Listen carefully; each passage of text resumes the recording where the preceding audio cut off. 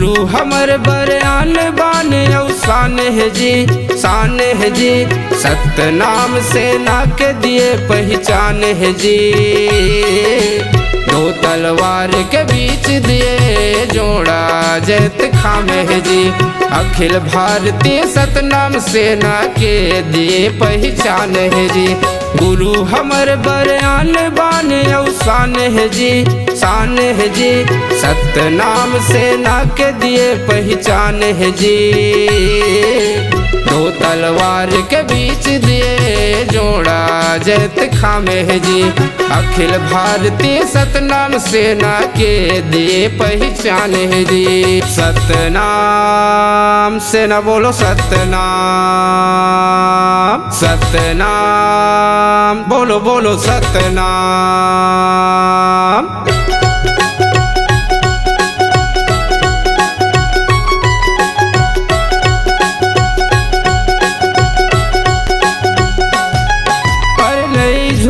दन साधक झंडा सत्य के निशानीला, सत्य के निशानीला, सत्य के निशानीला।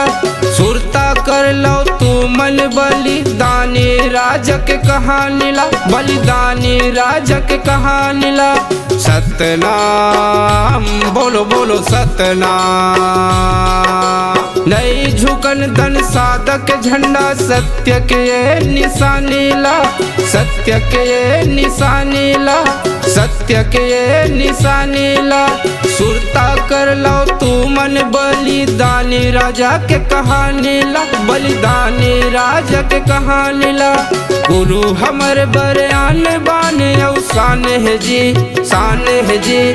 सतनाम सेना के दिए पहचान है जी।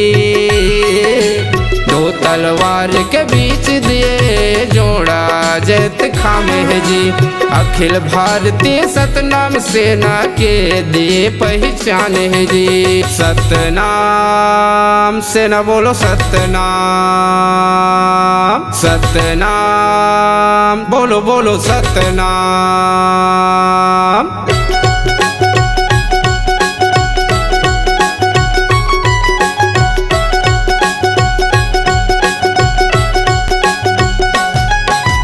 अधर्मी पापी पाखंडी मनला अब है दूर भगाना, अब है दूर भगाना, अति दूर भगाना। छत्तीसगढ़ के पावन माटी माँ सत्य के अलख जगाना, सत्य के अलख जगाना। सतनाम सेना बोलो सतनाम। अधर्मी पापी पाखंडी मनला अब है दूर भगाना, अब है दूर भगाना, अति दूर भगाना। छत्तीसगढ़ के पावन माटी माँ सत्य के अलख जगाना, सत्य के अलख जगाना। गुरु हमर बरयान बान शान है जी, शान है जी। सतनाम सेना के दिए पहचान है जी। दो तलवार के बीच दिए जोड़ा जैत खामे है जी। अखिल भारतीय सतनाम सेना के दिए पहचान है जी। गुरु हमर बरयान बान शान है जी, शान है जी। सतनाम सेना के दिए पहचान है जी। दो तलवार के बीच दिए जोड़ा जैत खामे है जी। अखिल भारतीय सतनाम सेना के दिए पहचान है जी। सतनाम सेना बोलो सतनाम,